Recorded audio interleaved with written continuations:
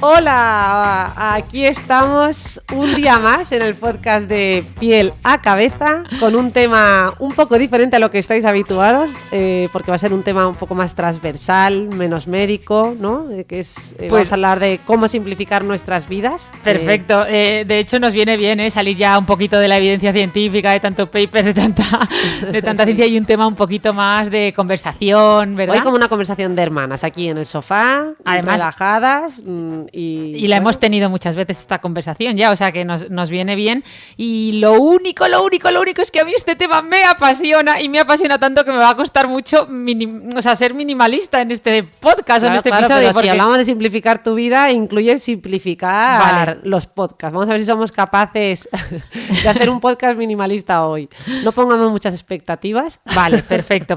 Oye, por cierto, un saludo a toda la gente que nos está viendo por YouTube, que ya sabéis que nos podéis escuchar y vernos en YouTube. Veréis que, oye, estamos en un entorno bastante minimalista. Efectivamente, aquí predicando con el ejemplo. Eso. Pues nada, empiezas tú, Ana, venga, cuéntanos. Sí, porque además esto me lo había preparado, quería empezar con una anécdota que muchos conocerán, esa anécdota famosa de Winston Churchill, que ya sabéis que fue exministro británico, que además le dieron el Premio Nobel de Literatura, porque además era gran orador. Y una vez le pidieron que diera un discurso. Y él preguntó, ¿cuánto tiempo tengo que hablar? ¿No? Y le respondieron, bueno, no te preocupes, con 1 hora más o menos basta. Dijo, perfecto, pues entonces dejadme 5 minutos para que me prepare, porque más o menos para un discurso de 1 hora apenas necesito unos minutos para prepararlo. En cambio, si el discurso fuera de 5 minutos, necesitaría horas para prepararlo. Es decir, dando a entender, ¿verdad? O sea, reflejando lo difícil que nos resulta a los seres humanos sintetizar. Pero, sin embargo, al ser humano le encanta lo simple, sobre todo al cerebro le gusta lo simple. Tú me lo has dicho alguna vez. Sin duda, el cerebro está continuamente ahorrando energía, ¿no? Porque fíjate que siendo uno de los órganos que más energía consumen en el organismo, luego su modo de funcionamiento, como hemos comentado además ya en algún episodio, sí que consiste en tomar esos atajos mentales, porque imagínate, ¿no? Si cada vez que tuviéramos que decidir algo o hacer una operación importante tuviéramos que estar razonándolo absolutamente todo, pues claro, nos costaría la vida. Así que su forma de ahorrar es guiarse muchas veces por esa parte más intuitiva, que en realidad esa intuición la tenemos en esas señales corporales, no es una información inconsciente que queda grabada en nuestro cuerpo y que nos está ayudando en nuestro día a día a tomar decisiones también. Eso me lo sé yo, es el marcador somático y nuestros escuchantes también, ya lo hemos quería no nombrarlo. No, pues llevas toda la razón. Al cerebro efectivamente le gusta, bueno, a todos nos gusta lo simple, lo fácil de entender, ¿verdad? Lo que necesite poco oxígeno para ser procesado. De hecho, esto se ve mucho en la tecnología o en general, si tenemos 2 aparatos que hacen la misma función, pero uno es mucho más fácil de usar, a todos nos gusta más, ¿no? Ese aparato y todos entenderéis que estoy refiriéndome, por ejemplo, a los teléfonos móviles, ¿no? Todos sabemos cuando Apple revolucionó el mercado lanzando un smartphone, un teléfono móvil que solo tenía un botón, o sea, tenía la oportunidad de diseñar lo que quisieran y diseñaron un aparato con un solo botón, que podían haber diseñado pues un tipo más BlackBerry, que fíjate que tenía botones, ¿no? Y sin embargo nuestro cerebro, yo creo que ahí explotó de placer, ¿no? O sea que, y de hecho también esto lo vemos mucho en campañas publicitarias, donde al final te das cuenta que las mejores campañas son aquellas que hacen llegar un mensaje de forma muy directa, muy simple, ¿no? De ahí los famosos eslogans, ¿no? De, por ejemplo, Nike, just do it, hazlo, ¿no? Y con ese simple eslogan, ese mensaje tan corto, transmiten muchísimo y a nosotros nos gusta, ¿no? Claro, sin duda. Y bueno, y esto lo es aplicable a todo, ¿no? Y cuando estábamos en clase y el profesor nos hacía o nos transmitía los conceptos de una manera sencilla, ¿no? Yo me acuerdo nuestro profesor de física en el colegio lo hacía tan simple, conceptos tan complejos que desde luego es que nos quedábamos, ¿no? Te atraía enormemente porque era la sensación de que por fin podías entender algo y de una manera muy sencilla, en definitiva. Desde luego que al final lo que nos gusta a simple vista es eso, lo breve y bueno, 2 veces bueno, ¿no? También yo creo que hay que mantenerlo en un equilibrio, porque igual que lo complejo nos gusta simplificarlo, si se simplifica en exceso también puede llegar a molestarnos, ¿no? Esto lo vemos mucho también en la divulgación científica, que además es muy difícil porque muchas veces cuando tienes que simplificar tanto algo, transmitir conceptos muy breves, al final estás haciendo reduccionismos y te estás saltando información y puedes tener esa sensación de no estar siendo riguroso, ¿no? Que es algo que que por deformación hacemos los divulgadores, bueno, hacemos los que hacemos ciencia, ¿no? Que la ciencia va de la mano de la rigurosidad, de la meticulosidad, y luego, sin embargo, cuando hacemos divulgación, pues claro, cuesta mucho dar ese salto, porque ¿cómo puedes simplificar algo tan complejo en 3 frases, ¿no? Que a veces te piden, no sé, te llama un periodista y te dice, quiero que me hables del trastorno, pues el que sea, ¿no? Pero nada, en 3 frases. Y dices, ¿cómo simplifico, no? La depresión en 3 frases. Claro, pero ahí lo decías tú muy bien. Ahí está un buen orador, un buen profesor, aquellos que son capaces de hacer fácil lo difícil. Lo que pasa es que lo has dicho muy bien. A nosotros nos gusta, o sea, lo complejo que sea simplificado, pero no nos gusta lo contrario. Es decir, aquello... o sea, digamos que en lo primero, algo difícil que se ha simplificado, vemos que esa persona tiene una gran capacidad de síntesis y eso lo vivimos como una muestra de inteligencia y, sin embargo, si hacen lo contrario, pues a lo mejor coger un complejo, un concepto simple e intentar hacerlo complejo por rellenar, pues ahí nuestro cerebro también lo detecta y no ve más que una muestra de pretensión, ¿no? De relleno. Sin duda.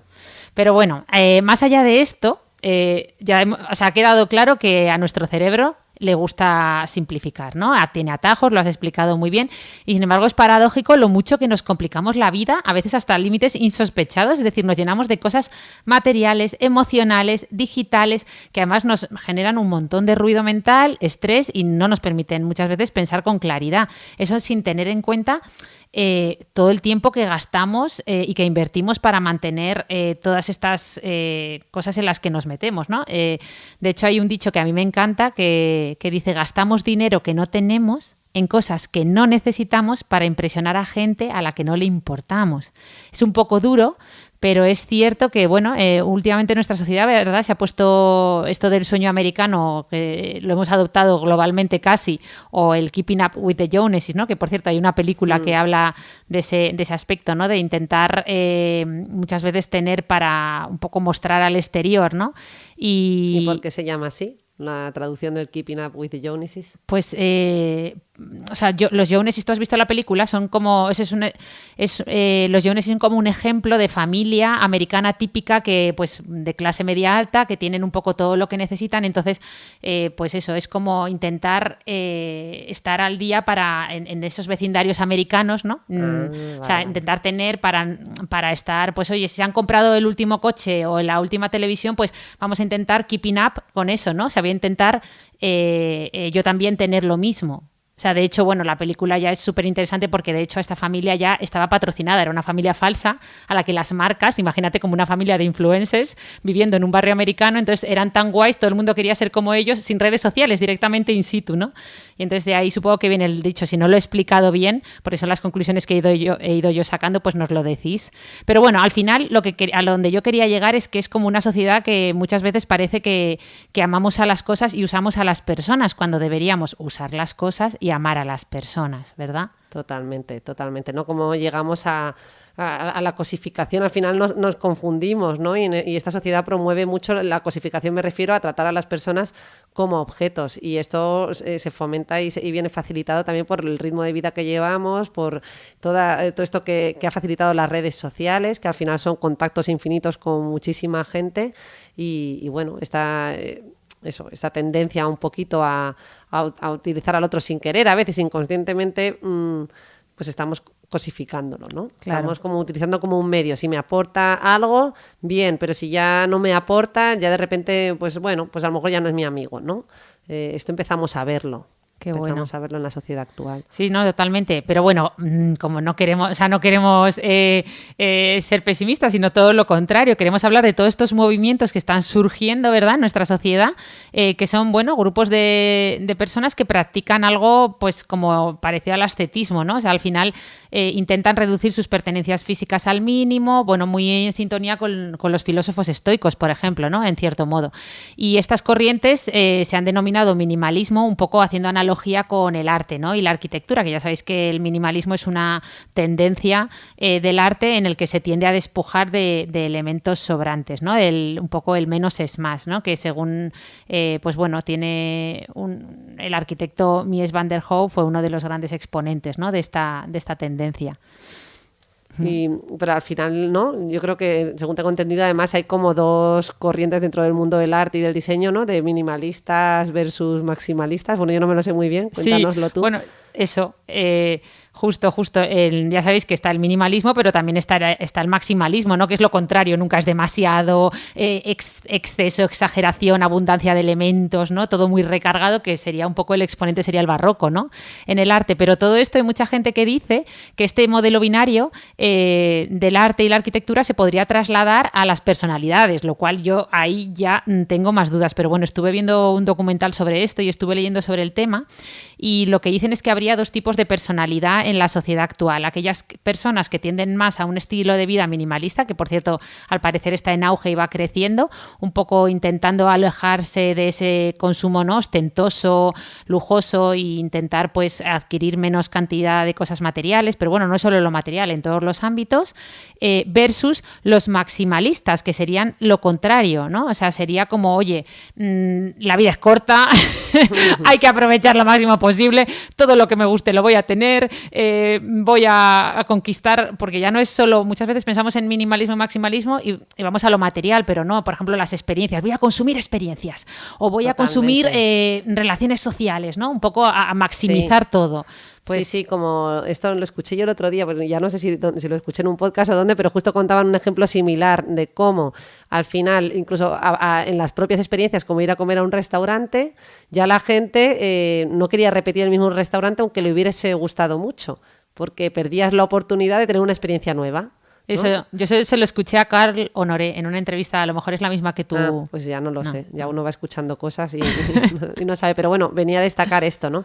Tú has comentado dos tipos de personalidad, evidentemente, bueno, no podríamos reducirlo a esto, ¿no? Porque sería simplificar, ya que hablamos de simplificar, quizás sería simplificar demasiado, y como todo lo que es binario o dicotómico, al final es reduccionista y siempre el equilibrio va a estar en una opción intermedia, ¿no? Yo creo que todo lo que sea un extremo, algo llevado al extremo, pues nunca va a ser del todo funcional o siempre va a tener una parte más negativa, así que yo creo que a lo mejor intentar llegar a un fino equilibrio. Totalmente, vamos, de hecho, o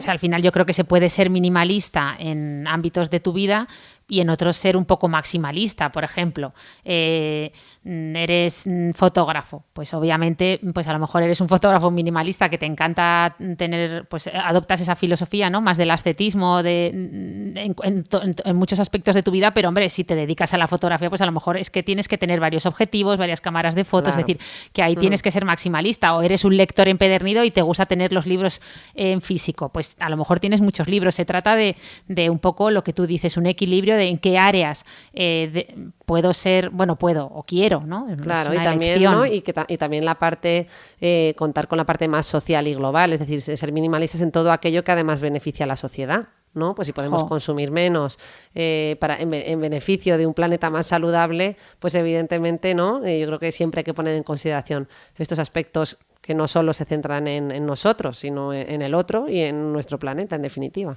Totalmente, totalmente. De hecho, ya sabéis el dicho de no es más rico el que más tiene, sino el que menos necesita.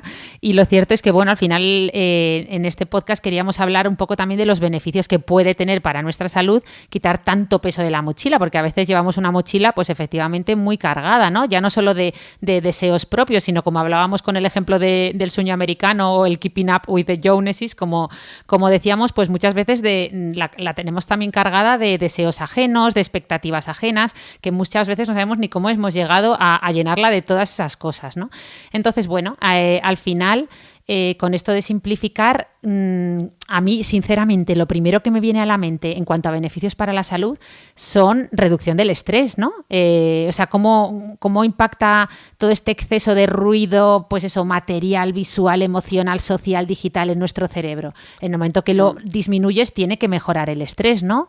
Claro, yo creo que es una fuente importante generadora de estrés y como hemos dicho, al final nuestro cerebro tiene una energía limitada y cuando lo estamos sometiendo a estos estímulos tan continuos, que estamos cambiando de tarea continuamente, leyendo emails, luego contestando el teléfono, luego trabajando, ahora me voy a correr, rellenando ese tiempo de manera continua, ¿no? Decíamos también en otro de los podcasts con el tema del acceso a las redes, que ya no tenemos ni un minuto para nosotros, para descansar. Todo eso es ruido, también ruido mental, ¿no? Y bueno, al final esto también se traduce en física, que parece que lo mental no tenga que ver con el cuerpo, es que ese estrés se traduce en un exceso de cortisol, que es la hormona del estrés, que a su vez va a producir una serie de cambios fisiológicos, ¿no? Si mantuviésemos una situación de estrés en el largo plazo, pues podríamos llegar a un aumento de la tensión arterial, ¿no? Y a una serie de cambios mantenidos. Por eso siempre al final, cuando hablamos de estrés, es mantener un equilibrio.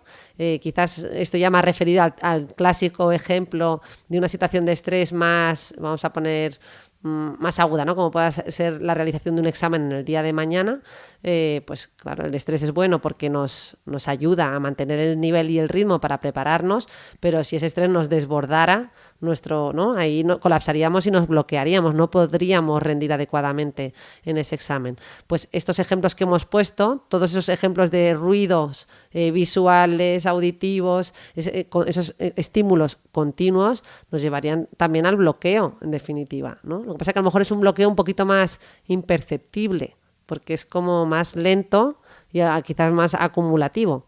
Claro, entre comillas. Sí, que muchas veces estamos ya metidos. Mira, me ha gustado esto que decías porque me ha recordado a un concepto que hablan los estoicos, que por cierto, abro paréntesis con el estoicismo. Yo he leído también mucho de estoicismo. Está de moda el estoicismo. Sí, está de moda total. Ya sabéis que es una corriente filosófica, ¿no? Que, bueno, que ahora se ha puesto muy de moda. De hecho, tenéis un libro de Ryan Holiday, que es el que yo me leí, que en inglés es The Obstacle is the Way. Yo creo que es uno de los más famosos. El obstáculo es el camino. Luego tiene también otro, creo que estoicismo cotidiano o algo así, los dejaremos en las notas del podcast, pero bueno, más allá de mi paréntesis de los estoicos era para decir que a mí me gusta mucho, pero es verdad que últimamente, ya lo he dicho muchas veces en redes, yo creo que con eso de que hay que o sea, últimamente con el estoicismo, que si te tienes que levantar a las 5 de la mañana, que poco a poco además cada vez va a más. El otro día oía ya, creo que era a Tony Robbins o una charla que decía, no, a las 4 de la mañana, y bueno, la gente ya no se va ni a acostar. Luego darse duchas frías, luego los ayunos intermitentes de no sé cuántas horas. Digo, bueno, pero una cosa es ser estoico y otra cosa ya es sufrir. Pero bueno, estamos banalizando, ¿no? Pero bueno, me ha recordado mucho esto que contabas, y por eso he nombrado a los estoicos, a lo de la dosis hormética, ¿no? Que habla un poco de cómo nos acostumbramos al placer y claro, al realizar periodos de incomodidad voluntaria, pues activamos los circuitos de recompensa de nuevo, ¿no? O sea, es como, esto también se usa mucho en biología, lo de la dosis hormética, y me ha recordado también mucho a lo de los ayunos de dopamina, que ahora sí. Es un concepto que también se habla mucho. Sí, efectivamente, ¿no? Que se refieren a eso, el beneficio de desintoxicarnos de aquellos estímulos placenteros, como puedan ser eso, pues las nuevas tecnologías que nos aportan ese placer y esos inputs inmediatos. Lo que a mí no me termina de convencer es que dicen que hagamos ese ayuno para así volver a experimentarlo, ¿no? Tras un tiempo de no usarlo. Yo ahí más que eso también destacaría el hecho de simplemente dejar descansar a tu mente, más que luego volver porque el placer seguro lo vas a volver a experimentar. Sin embargo, el problema está en ese atiborramiento, ¿no? Esos atracones de información que nos damos y esos ayunos de dopamina que le han llamado, que bueno, creo que es un poquito polémico el término también, pero bueno, es una forma, ¿no? También de llegar y recordarnos al final lo adictivo de algunas de las conductas de nuestra sociedad actual, ¿no? Claro, es un poco, que por cierto he nombrado la dosis hormética, hablando otra vez en medicina profundo, como si todo el mundo supiera de qué hablo, pero habla un poco de esto, de que la dosis hormética básicamente te dice aquella dosis que es equilibrada, ¿no? Que digamos que, por ejemplo, el deporte, ¿no? Pues hacer deporte es algo que consideramos como bueno, ¿no? Pero hacer mucho deporte, si te pasas, también puede ser malo, ¿no? Esta gente que hace grandes, pues eso, triatlones como el Ironman, etcétera, seguidos, pues eso puede. Entonces es el equilibrio, ¿no? La dosis hormética se usa mucho en biología, medicina y se refiere un poco a eso. Claro, y tú de hecho has mencionado lo del estoicismo, que te parecía que íbamos agobiados con tanto estoicismo, con tantas cosas que nos dicen, pero en realidad yo creo que no es que digan tantas cosas, sino que volvemos un poco a lo mismo. Es que has mencionado la palabra equilibrio. Para empezar, nuestro cuerpo funciona en equilibrio, ¿no? El término por definición del organismo es la homeostasis, ¿no? Ese estado de equilibrio que mantiene nuestro cuerpo para tener un estado de bienestar, y esa homeostasis la podemos alterar, pues por ejemplo con una enfermedad, ¿no? Pero también a través del estrés se altera ese equilibrio, ¿no? Qué buena esa, claro. Entonces, bueno, al final, a la hora de seguir todos estos consejos y este bombardeo que recibimos de información de tengo que dormir muchas horas, tengo que comer bien, pero además tengo que levantarme temprano y disfrutar de la naturaleza y esto, toda esta cantidad de mensajes, yo creo pues que volvemos a lo mismo, pues en un equilibrio tendrás que priorizar una o dos cosas y ya está, porque pues eso, que no hay tiempo suficiente en la vida, ¿no? No, y ahora con el bombardeo de redes sociales, hoy venía escuchando en el coche el podcast de Estirando el Chicle que a mí me gusta mucho y venían un poco hablando de eso, de Dios mío, que nos dejen ya en paz de las redes sociales, que parece que te comes, que si no comes zanahoria 24 horas al día, que parece que ya te has comido un helado, eso no es real food, no sé cuándo, me partía de la risa con pues ellas. Mira, me acabo de acordar de dónde había escuchado yo también lo que he mencionado del podcast, creo que era de Hanna. Ah, sí, yo lo escuché en un podcast de Hanna que entrevistaba a Carl Honoré, pues y él decía eso, lo de pues que muchas veces hablamos de consumir cosas materiales y nos olvidamos que el exceso de consumo de cosas emocionales y experiencias también es algo que... O sea, que tampoco es tan saludable como pensamos. Pero bueno, fíjate, yo últimamente me he estado leyendo el libro de Viktor Frankl, que muchos lo habréis leído, obviamente, El hombre en busca de sentido, y que ya sabéis que era un psiquiatra. Ha sido el libro más leído durante la pandemia. Absolutamente, porque además que yo iba acordándome todo el rato de la pandemia. Ojo, que el libro ya era muy popular y era un must, ¿no? Un libro de lectura obligatoria. Sí. Pero a mí me ha llamado la atención porque lo he observado, la cantidad de gente que estaba mencionando este libro durante... Es duro, es duro de ahí, o sea, narra a veces escenarios y situaciones que yo misma siendo médico no podía, tenía que parar porque eran durísimas, pero es verdad que hablaba un poco, o sea, uno de los mensajes, todo el mundo saca el mensaje de que tú puedes elegir cómo sentirte, ¿no? Ante las situaciones, incluso cuando no puedes elegir prácticamente nada, aún tienes la capacidad de poder elegir cómo reaccionar o cómo sentirte, ¿no? Pero a mí, más allá de ese mensaje, que es el que todo el mundo saca, me ha llamado mucho la atención otro mensaje que además va muy acorde a lo que estamos hablando aquí, que decía que a él como psiquiatra y como médico lo que más le impactaba era ver cómo eran capaces de adaptarse a situaciones que tú nunca pensarías que se podían adaptar. Pues, por ejemplo, todos parece que asumimos que necesitas un colchón para dormir y que tienes que hacer 3 o 5 comidas al día, que no puedes, o sea, un montón de cosas que piensas que es imposible que hagas, y allí se dio cuenta de que podían dormir sobre un tablón de madera rodeado de 200 personas sin apenas espacio. O sea, que los límites a los que puede llegar el ser humano son impresionantes, ¿no? Y esa es la parte más potente que a mí más me ha llamado la atención. Pero bueno, perdón que nos hemos ido, cerramos ya paréntesis, ¿no? Sí, cerramos. Volvemos, aterrizamos. El método del minimalismo en el podcast de Piel a Cabeza, por favor. Eso. Mira, yo quería continuar hablando de... Hay otro libro de Greg McKeown que también fue famosísimo hace unos años, yo creo que lo leí como en 2013, que es Esencialismo, el libro se llama Esencialismo, y él hablaba, porque esto yo creo que está muy acorde con el minimalismo, de las prioridades, ¿no? Dice que el término prioridad es un término que se acuñó en el idioma inglés en el siglo XV y era un término singular, o sea, no existía para el plural, ¿no? Era para designar lo primero, lo más importante, no había opción de que hubiera varias prioridades, ¿no? Y como con el tiempo, poco a poco, pues ya se fue pluralizando y se fue hablando de prioridades para designar varias cosas que son lo primero, ¿no? Lo cual es un poco chocante o paradójico, porque al final cuando muchas cosas son prioritarias, al final nada lo es, ¿no? Entonces, yo creo que por eso es tan importante decidir con un plan, ¿no? O de forma un poco estratégica qué es realmente esencial para ti o importante, ¿no? Y claro, a la hora de hacer esto, lo que te das cuenta es que nos cuesta muchas veces eliminar, ¿no? Deshacernos de cosas, ya sean materiales, emocionales. ¿Por qué nos cuesta tanto esto? O sea, ¿por qué es tan difícil deshacernos de cosas? Sí, yo creo que aquí hay que mencionar sin duda el apego, ¿no? El apego es ese vínculo que establecemos no solo con las personas, ¿no? El apego desde la infancia lo tenemos con nuestras figuras de cuidados, nuestros padres, pero además desarrollamos apego, nos vamos vinculando a lo largo de la vida no solo con personas, sino también con cosas. Típico ejemplo que le pasa a muchísima gente es toda esa ropa que tenemos en el armario que no usamos y que llevamos años sin usar, pero somos incapaces de desprendernos de ella, ¿no? Muchas veces porque esa ropa pues simboliza buenos momentos que hemos pasado y representa experiencias emocionales de nuestra vida, y entonces nos cuesta deshacernos de ella, nos cuesta, pero es por ese componente más emocional, ¿no? Por otro lado, también aquí hay que mencionar el sesgo del costo hundido, ¿no? Un sesgo es como una desviación o un procesamiento erróneo de la información. Pues bien, en el sesgo del costo hundido lo que nos ocurre es que pensamos que vamos a perder más por el hecho de haber invertido ya en algo. Y haber invertido ya en algo también implica ese componente emocional.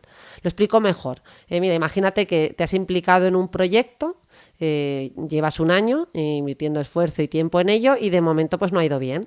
Además has invertido también dinero, ¿no? Entonces al cabo del tiempo llega un punto que dices, jope, no sé si debería ya renunciar porque este proyecto no termina de arrancar, pero claro, con todo el esfuerzo que he invertido, con todo el dinero, es que la pérdida es mayúscula, ¿no? No puedo renunciar ahora, tengo que seguir. Y nos empeñamos en seguir y claro, conforme más seguimos ahí, al final más estamos perdiendo y más nos va a costar, ¿no?, terminar por cortar con ese proyecto. Y esto tiene que ver con ese sesgo del costo hundido, que es que saber renunciar a lo que ya, bueno, hemos perdido, sí, pero es que si seguimos igual perdemos más. Justo, ¿no? justo. Ejemplos también muy cotidianos del sesgo del costo hundido es cuando vas a un restaurante, no puedes más, te pides el postre, la tarta de chocolate, que además suele costar proporcionalmente en comparación con los platos bastante más, entonces llega el postre y tú empiezas a elaborar, bueno, pues es que ya estoy llena, si es que ya no puedo más, pero claro, es que lo he pagado. Bueno, de hecho me atreví a preguntar, ¿tú qué harías? ¿Te acabas ese postre porque lo has pagado o dices, bueno, como ya estoy llena y además me sobran unos kilitos? Pues ahora lo segundo, pero toda la vida he estado haciendo lo primero, de yo me meto este postre que ya lo he pagado, además como aquí en España no se ha estilado, ahora ya por fin sí, lo de llevárselo a casa, ¿verdad? Que te lo preparen, que es que nos daba hasta vergüenza pedirlo, ¿no? Sí. Menos mal que nosotras que hemos trabajado muchos años en Estados Unidos, pues yo eso sí que allí coges un poco la experiencia de acostumbrarte a llevártelo, pero es verdad que sí, yo normalmente me daba vergüenza y todo me lo comía, ahora ya no. Claro, pero bueno, pues te voy a poner un ejemplo más difícil, porque estoy segura que este te ha costado un poquito más. Vas al cine, empiezas a ver una película que no te gusta y no te está gustando, te está aburriendo someramente. Allí que me quedo. Yo creo que ahora no, sales. Tampoco, porque creo que ahora me saldría a lo mejor.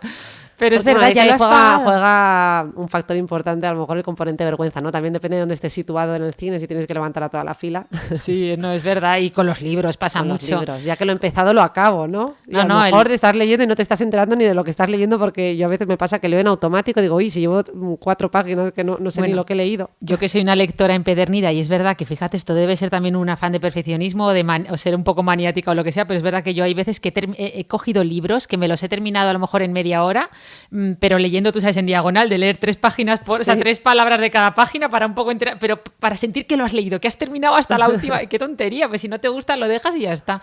Este ejemplo del coste hundido en lo material es más fácil de entender a veces. Por ejemplo, dicen que eso cuando has elaborado algo con tus manos, ¿no? Y hay experimentos en los que te ponían a elaborar, yo qué sé, algo de papiroflexia, ¿no? Una figura. Entonces luego te decían, venga, ¿qué coste, o sea, qué precio le pondrías? Y la gente tendía a darle unos precios exagerados, a lo mejor 10 euros, simplemente porque lo habían hecho ellos con sus manos, ¿no? Entonces eso ya es un coste. Y dicen muchas veces, esto pasa con la ropa, ya que decías tú lo del armario, efectivamente dicen que muchas veces tú, esto del coste hundido, vas a una tienda de ropa y hay un montón de ropa que no te comprarías ni muerta y sin embargo no la tiras de tu armario. O sea, tú vas a la tienda y dices, esto no me gusta, no me lo compraría jamás, pero en tu armario es que está, tú de tu armario no lo sacas. Sin duda. O sea, pero bueno, sí, nada, la verdad es que... Decía en el libro Esencialismo, me gustó la frase, decía, un verdadero esencialista piensa que casi nada es esencial. Y eso bueno. me gustó bastante. Sí, en realidad es que necesitamos muy poco, ¿no? Claro. Ahora yo creo que en la pandemia nos hemos dado cuenta de lo poco que necesitamos. Justo. Y bueno, esto tiene una parte negativa porque también es cierto que al final todo esto es un equilibrio, ¿no? Sí. No un equilibrio solo dentro de nuestro organismo, sino un equilibrio como sociedad y también fruto de todas las limitaciones de la pandemia, pues oye, económicamente a muchos negocios no les ha ido bien, claro. No, totalmente. O sea que el minimalismo, yo siempre lo digo, tiene muchas ventajas, más allá de lo que tú decías de que yo creo que es la mejor forma de sostenibilidad que existe, el consumir menos, pues oye, también te puede hacer ahorrar mucho dinero. Y luego, un apunte ya final, antes de pasar a otro tema que quería hablar, pero del tema del apego, hay una solución muy sencilla que yo la he hecho mucho. Yo entiendo que lo que tú decías, hay cosas que son recuerdos y dices, como voy a tirar estos calcetines de mi padre o como voy a tirar esta camiseta de fulanito, pues hacedle una foto. O sea, yo cogí un montón de manualidades de cuando era pequeña, un montón de recuerdos como tal. Hice una carpeta en mi ordenador que se llama Recuerdos, que además ahora la consulto mucho más que muchos de esos recuerdos que a veces estaban en casa de mamá. Totalmente. Y tengo foto de todo y lo tengo mucho más presente que cuando estaban allí en un cuarto de, Total, ¿sabes? total. Y ya está, Sí, me sí, deshice sí. de ellos, pero los tengo en fotos y cuando quiero los veo. Y es más, como los tengo en la nube, muchas veces me pongo, lo abro con amigos, digo, mira, ¿te acuerdas de esto que hicimos en el colegio? No sé cuánto, o sea que bien está O bien. luego le sacas una carta de tu infancia, de cuando Ya. te gustaba fulanito a alguna amiga Y o se- familiar y acabamos en bronca. Sí, sí, yo las tengo todas escaneadas. Pero es verdad que es que o sea, si tanto apego tienes, qué mejor apego que llevarlas siempre contigo. Yo llevo todos esos recuerdos siempre conmigo en mi propio móvil, lo puedo consultar en cualquier momento, cartas, todo lo que quieras. Las declaraciones de la renta, que eso no le tengo ningún apego. Eso te iba a decir. Pero bueno, nada, pues mira, ya que estamos con este tema, si quieres, vamos a ir tratando estos 4 grupos que hemos ido nombrando a lo largo del podcast, que hemos ido hablando de un poco de el tema material, el tema digital, las relaciones sociales y las finanzas. Y si te parece, pues comentamos algunas estrategias o incluso pues lecturas que podemos, ¿no? Recomendar bueno, consejos. No me gusta mucho Venga. la palabra consejo, pero No, bueno. consejo lo eliminamos. Cosas materiales, vamos a por lo material. Venga, vamos con el ámbito material, que cuando se habla de minimalismo es por lo que dicen que es mucho más fácil empezar por aquí. Es cierto que si tú quieres entrar en este modo de simplificar un poco tu vida, porque yo hace unos 10 años, cuando aún no había llegado Marie Kondo ni nada, fue cuando yo empecé con esto del minimalismo, en una época en la que estaba un poco sobrepasada. Me ayudó muchísimo y obviamente... Bueno, para quien no conozca a Marie Kondo, que Es yo verdad. me ha sorprendido, pero mucha gente no la conoce. Uno asume que Eso, que es sí, mundialmente conocida. Lo es, pero bueno, para aquellos que no, que sepan que es una divulgadora en el tema sí. del minimalismo, bueno, sí, una escritora, Japonesa, sí. que ha ideado este método de cómo vivir con menos, ¿no? Y de hecho hace intervenciones en domicilios. Sí, Pero tiene la un gente la programa... contrata para que vaya y les ayude a desprenderse de todas esas cosas. Sí, tiene un programa, creo que está en Netflix, ¿no? Y luego, bueno, obviamente tiene su libro, que ha sido un bestseller mundial, traducido a prácticamente todos los idiomas, que se llama La magia del orden, de Marie Kondo, se escribe así. Y luego tiene La felicidad después del orden y tiene alguno más. Desde este punto de vista de escritores o divulgadores de este tema japoneses, tenéis también a Fumio Sasaki, que a mí me gustó casi más su libro que el de Marie Kondo, pero bueno, no hace falta hacer ninguna comparación, que se llama Goodbye Things, ¿no? Hasta luego cosas. Y también habla de lo material. Estos 2 autores, digamos, que se centran mucho en el aspecto material, que como decíamos es la parte más fácil por la que todos podemos empezar, porque oye, no tienes ese coste emocional, no tienes otros aspectos tan patentes, ¿no? Entonces empezar por eso, ordenar tu armario, por ejemplo, es una de las estrategias por las que empieza mucha gente, ¿no? También tenéis, por ejemplo, Miss Minimalist de Francine Jane, que también a mí me gustó mucho, o con el primero que yo me leí, que para mí fue un cambio absoluto de mentalidad y me impactó mucho, pero luego lo he vuelto a leer y me ha parecido un libro bastante normalito. De hecho, es como muy práctico, son como 100 consejos o 100 tips, ¿no? Prácticas de cómo minimizar y simplificar, que se llama Simplify Your Life, Simplifica tu vida, de Elaine St. James. Os lo dejaremos todo en las notas del podcast. Pero bueno, que todos hablan de estrategias materiales. Y si quieres vamos a comentar algunas de las más conocidas, que muchos conocerán, pero por ejemplo yo te digo una. El entra uno, sale uno. Yo esto lo aplico mucho. Esa es mi favorita. Sí. Otra cosa es que la consiga aplicar. Reconozco que muchas veces no, pero bueno, de vez en cuando me lo recuerdo. Claro. A mí otra que me gusta mucho es la de tener una cosa de cada, ¿no? Eso, esa es perfecta. Mira, esto fue un ejercicio que yo hice. Cogí, o sea, yo os recomiendo que cojáis y digáis, venga, voy a juntar todos mis abrelatas, todas mis tijeras, todos mis bolígrafos. Y bueno, si no os queréis quedar con uno, pues no pasa nada. Pero yo, por ejemplo, porque tú, por ejemplo, teniendo niños, que muchas veces te esconden A las mí me cosas. hace falta tener 5 tijeras. 5 de todo. Pero yo, por ejemplo, De todo es relativo. cuando hice ese ejercicio digo, pero vamos a ver, ¿qué es este despropósito? ¿Por qué yo viviendo aquí, o sea, por qué tengo 10 pares de, o sea, por qué tengo 5 corta uñas o por qué tengo 10 pares de tijeras? O sea, no tiene ningún o sea, es un sinsentido, ¿no? Entonces me quedé con una o con 2 y ya está, y el resto pues lo donas, si es de mucho valor pues obviamente lo puedes vender en Wallapop, Vinted, todas estas tiendas, pero vamos, que no... Que que no caigáis en lo que yo caí o que cae mucha gente, que es organizar la organización. Es decir, en IKEA es el paraíso de los organizadores porque tienes todo tipo de organizadores, cajitas de todos los tamaños, colores, todo para organizarlo todo muy bien. Al final es comprarte todos esos organizadores para organizar todas las cosas que tienes, supone un coste mayor. Encima adquieres más cosas, más cajas, más tal, para organizar las cosas y al final, de verdad, aunque lo tengas todo muy organizadito y muy ordenado, cuando tienes tantas cosas es muy difícil ser ordenado porque yo he descubierto después de muchos años que la mejor forma de ser ordenado es tener muy pocas cosas porque al final pues se ordenan muy rápido. Es que es así. Totalmente.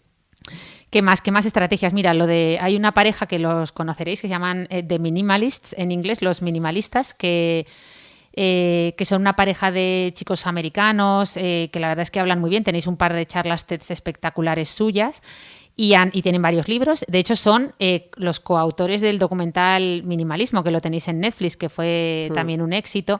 Y ellos, una de las estrategias que hacen es lo de simular una mudanza. Dicen que, oye, si quieres un abordaje más radical, coges todo lo que tienes en casa, lo metes en cajas, menos lo obviamente que necesitas realmente para vivir en ese momento, y durante 6 meses vas yendo a esas cajas solo para coger aquello que realmente necesitas. Cuando pasen esos 6 meses, todo lo que estaba en esas cajas que no has usado o que eres incapaz de recordar lo que había, es porque realmente no es importante en tu vida y no lo necesitas. Claro.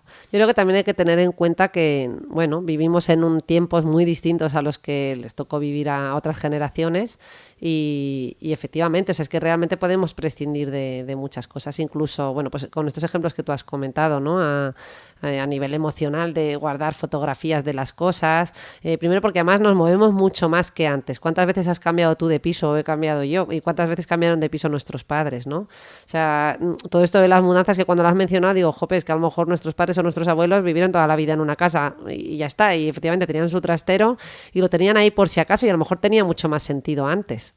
Justo. O sea que realmente, bueno, todo hay que como que adaptarlo, ¿no?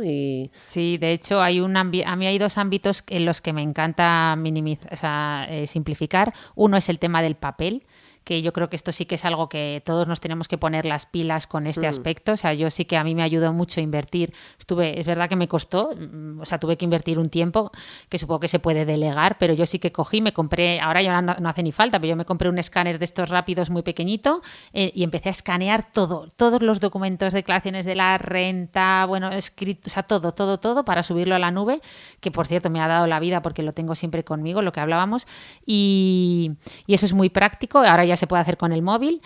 Y luego otro ámbito en el que me encanta minimizar, y es un poco paradójico porque al final soy mujer y soy dermatóloga y estoy muy metida en el mundo de la belleza, es en el tema de que esto es abrir un melón. Rosa, abrimos el melón de belleza para mujeres. O sea, ¿cuántos productos, de verdad necesitamos tantos productos de belleza? O sea, yo he llegado a tener, antes de empezar a simplificar mi vida, he llegado a tener champú, acondicionador, protector del calor, voluminizador, ¿qué más? Aceite para puntas, spray aclarante, laca, gomina, cera, o sea, todo esto, quiero decir, o sea, por no hablar de todo el tiempo que invertiste en leerte los productos, para qué servían, cuál era el mejor, etcétera, ordenarlos, etcétera, ¿no? Ir a por ellos al supermercado, pero es que esto es un ejemplo de los productos para el pelo. Una persona que además mi pelo es muy normal, que es decir, me lo seco, es un pelo liso, salgo de la ducha, me lo seco y ya está, no hay ningún problema, quiero decir que puedo, y no sé, pero es como con el marketing muchas veces parece que necesitamos todo eso, pero bueno, esto es para el pelo, pero ¿qué me cuentas de los productos para uñas? El tema bolsos, porque lo de los bolsos ya es otro mundo, zapatos, o sea, yo siempre digo, pero vamos a ver, si los hombres pueden ir por esta vida sin un bolso, ¿por qué no voy a poder yo? O sea, yo cogí este típico, ¿cómo se llaman? Los monederos, estos gigantes que teníamos las mujeres, empecé a decir, vamos a ver esto, o sea, y ahora ya llevo el móvil y en la funda del móvil llevo el DNI y se acabó, puedes pagar con el móvil. Dicen que el próximo DNI que vamos a tener todos va a ser la tarjeta SIM, que ya se está implantando. En el metro ya, no para todos, pero ya está disponible la tarjeta del metro, por lo menos en Madrid, que también va en el móvil. O sea, la mayoría de tarjetas ya están digitalizadas con el wallet, ¿no? Con la aplicación del iPhone que se llama Monedero o con otras para los que tengan Android. O sea que que yo no sé, yo cuando veo amigas mías que de repente sacan ese monedero, que yo creo que ahí hay tickets de cuando nacieron sus hijos, sí, digo, pero ¿a dónde vas a ese peso? Sin duda. Pero sin bueno, duda. También es verdad que luego me dices que los bolsos de madre tienen muchas veces que ser pues nada, enormes, pues ¿no? Yo ha habido épocas que he ido con el sacaleches y con 1000 botes y un montón de cosas a trabajar y evidentemente el bolso se transforma y se triplica.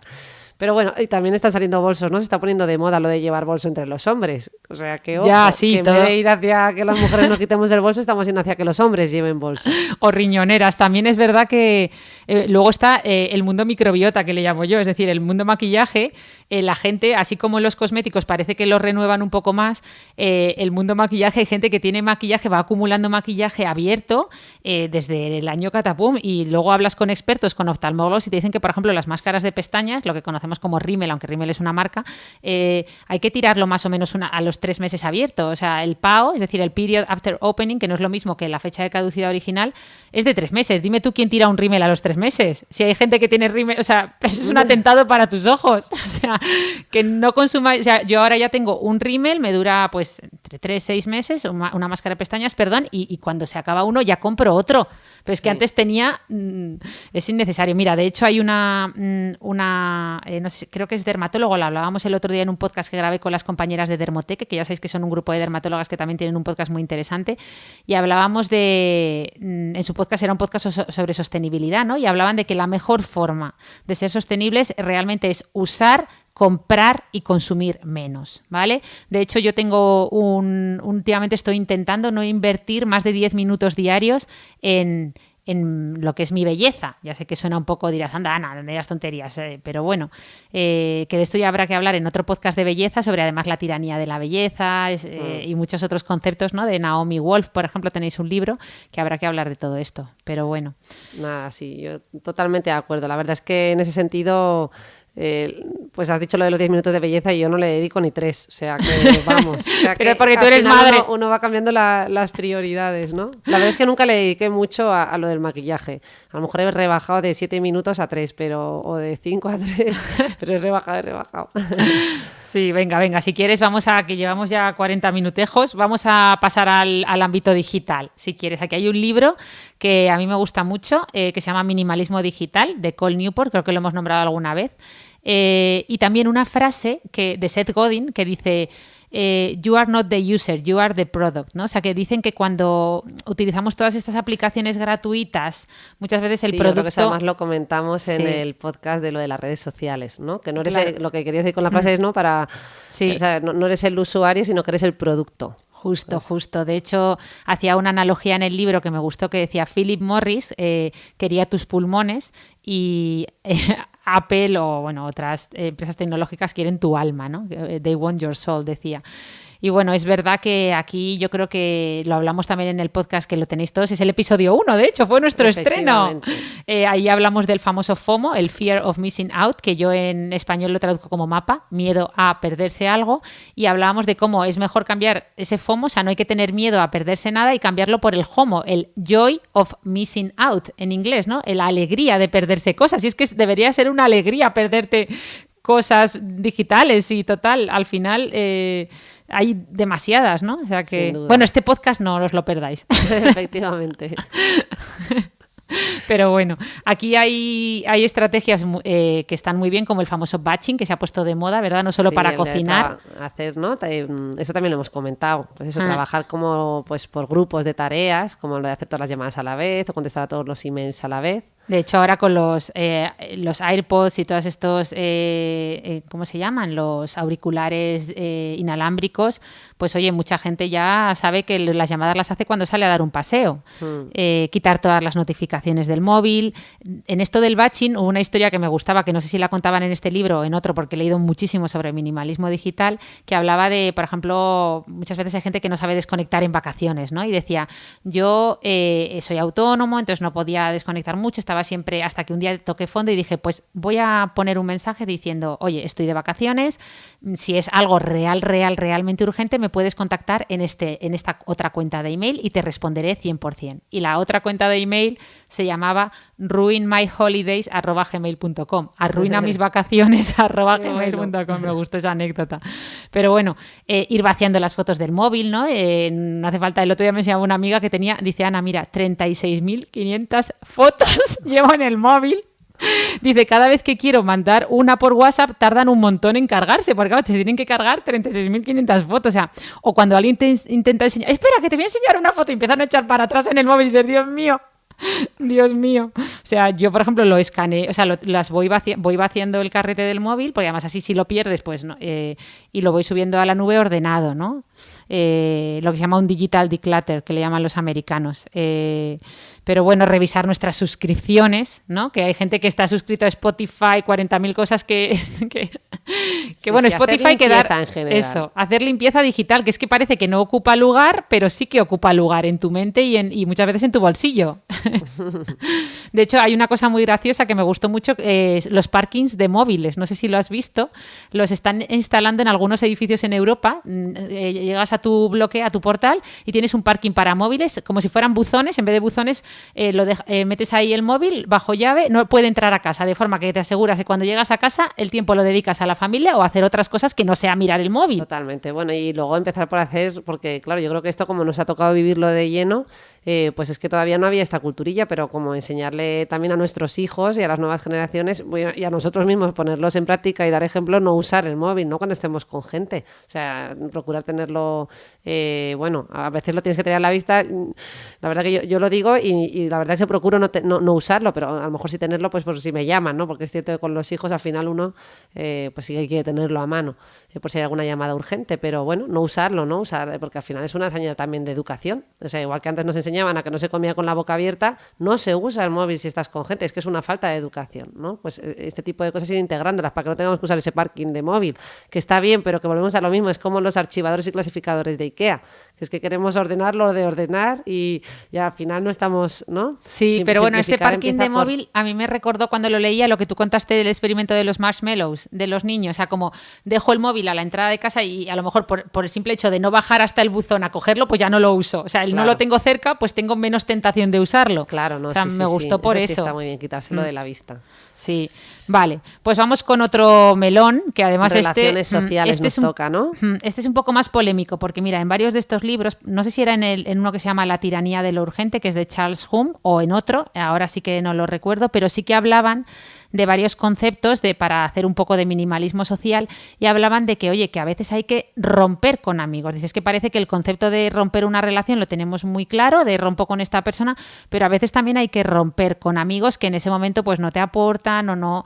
Y esto me resultó un poco más peliagudo. Claro, a lo mejor es que la palabra no debería ser amigos, para empezar, porque a lo mejor el concepto que están transmitiendo es que se refieren a conocidos, ¿no? Justo. Porque amigos no tenemos tantos como para que uno vaya rompiendo por la vida con los amigos. Tenemos amigos y tenemos conocidos y tenemos compañeros de trabajo, ¿no?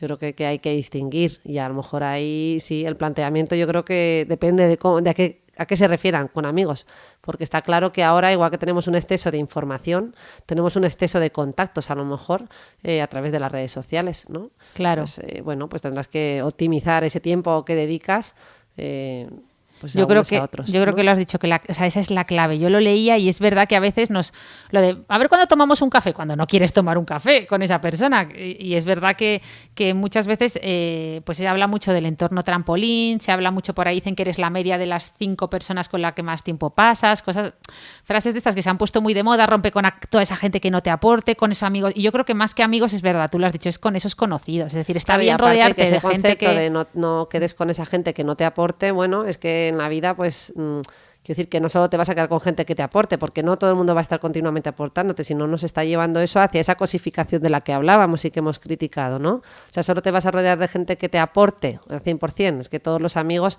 en algún momento pues te van a surgir cosas que no te gusten tanto, o cosas negativas, como pues, oye, como puede pasar con una pareja, ¿eh? No conozco a ninguna pareja que al 100% sea todo fabuloso toda la vida y no, porque, bueno, pues en la vida hay momentos difíciles.